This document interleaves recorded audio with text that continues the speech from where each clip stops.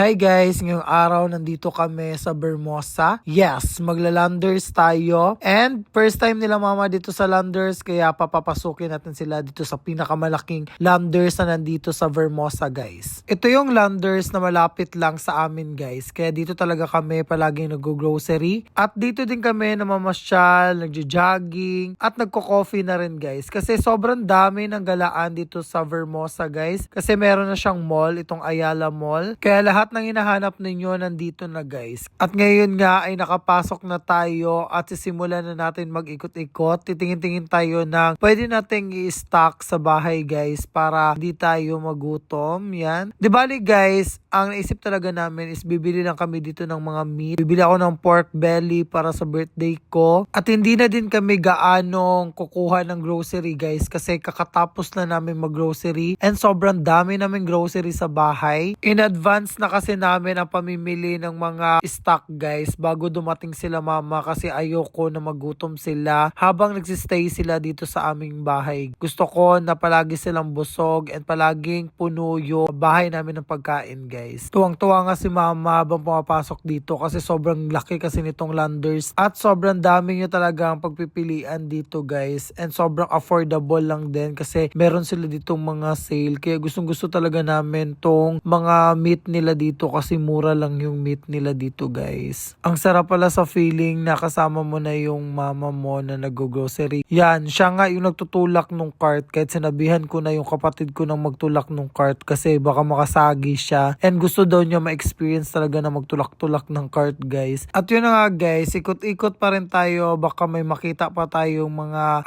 gusto nating bilhin dito sa landers guys. And yan, sobrang tawanan lang kami dito. Then yan, yung kapatid ko nagkukulit-kulitan sila ni mama. Kung napapansin nyo guys na wala masyadong tao ngayon, kakatapos na kasi mag Holy Week. And good thing na rin na wala masyadong tao guys kasi parang feeling talaga namin VIP kami dito. Parang ganun yung atake niya. Yan, sobrang tahimik lang kasi wala masyadong tao. At mabilis yung transaction nyo sa pagbabayad guys kasi walang mahabang pila and nakakapagbayad kami agad. And yun na nga guys, natapos na kami sa pag-grocery and pumunta kami dito sa katapat niya kasi may kainan dito, may food court. At dito tayo magme-merienda guys. Dito tayo magkakape nila mama kasi gusto ko ipatry sa kanila yung favorite ko din dito na drinks. Sobrang ganda and sobrang linis ng food court nila dito guys. And sobrang gaganda ng mga upuan nila dito kasi sobrang lambot. Nakaka-relax talaga magtambay or magkape-kape dito guys. And kapag may mga ka-meeting kayo or anything guys, perfect na perfect tong landers din talaga para mag-chillax. Sinabi ko nga kay mama na umupo muna siya dyan at kami na bahala mag-order. Yun na nga, kasama ko yung kapatid ko, mag-order tayo ng pizza. Partner ko din ang nag-order na ng drinks natin guys. Alam nyo ba, dito kami madalas magkape kapag sawa na kami doon sa pinagkakapihan namin guys. Dito kami nagkakape kasi sobrang tahimik dito. Hindi masyadong crowded and nakakapag-usap kami ng maayos ng partner ko. At kapag nandito ka kasi guys, para kang nasa ibang bansa. Yun yung naaalala ko nung pumunta kami sa Hong Kong guys. Ganito din yung vibe ng kanilang mga restaurant doon. Sobrang chillax lang and sobrang tahimik. And sobrang gaganda din ng mga upuan guys. Sobrang comfortable upuan. Kaya nakakatuwa lang na nadala ko sila mama dito guys para ma-experience nila kung gaano kaganda itong food court ng landers guys. And yun na nga guys, kami na naman, turn na naman namin na mag-order ng pizza. Tamang-tama lang na inuna namin yung drinks guys kasi gagawin pa lang siya. Then iba-iba kasi yung bilihan ng drinks na nandyan sa gitna yung sa drinks. Then ang sa pizza nandito sa kabila. Kaya perfect na perfect para pagka naluto na yung pizza is tapos na din yung drinks namin. Then yun, naghintay-hintay lang kami saglit guys. Chillax lang kami dito, kwentuhan. Yan.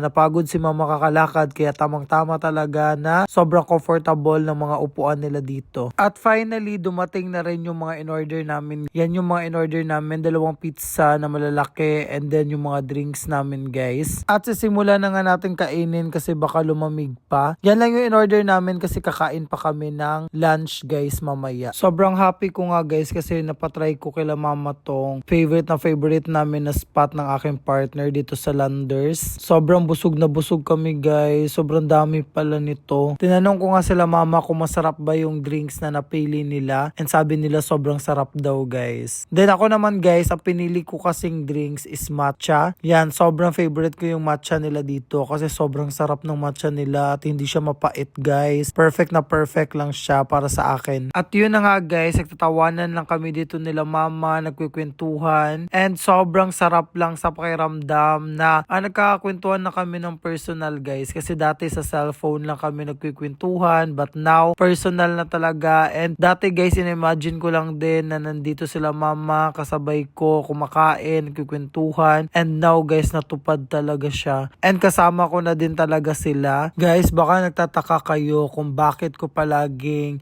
vini-video yung mga ginagalaan namin, pinupuntahan namin. Gusto ko talaga na bumawi kila mama kasi umuwi ako ng Davao guys. Hindi ako nakapag-vlog na kasama sila. Yung nagva-vlog ako pero konting-konti lang yung kasama ko sila. But now guys na nandito sila, gusto ko na lahat ng mga video, i-documentary ko guys and i-upload ko dito sa aking page kasi gusto ko talaga mangolek ng mga memories na kasama sila guys kasi matagal na naman kami hindi magkikita nila mama. Feeling ko na naman mag-iipon na naman ako kung makakaipon man ako ng malaki. Yan, dyan na naman sila makakabalik dito guys. But now na sobrang dami kong videos sa kanila guys, hindi ko na sila mamimiss masyado kasi makikita ko na sila araw-araw dito sa Facebook page ko guys. And sobrang sarap lang sa pakiramdam na nagala ko sila dito and ibibigay ko talaga yung 100% best ko na mapasaya sila habang nandito sila sa amin na mag-i-stay. And guys, kung hindi pa kayo nakakapag-follow sa akin, please follow me and para updated kayo palagi sa mga ina-upload kong vlog dito sa Facebook page ko guys. And thank you so much guys for watching and dito ko na lang i-end ang aking video. Thank you so much guys. Bye!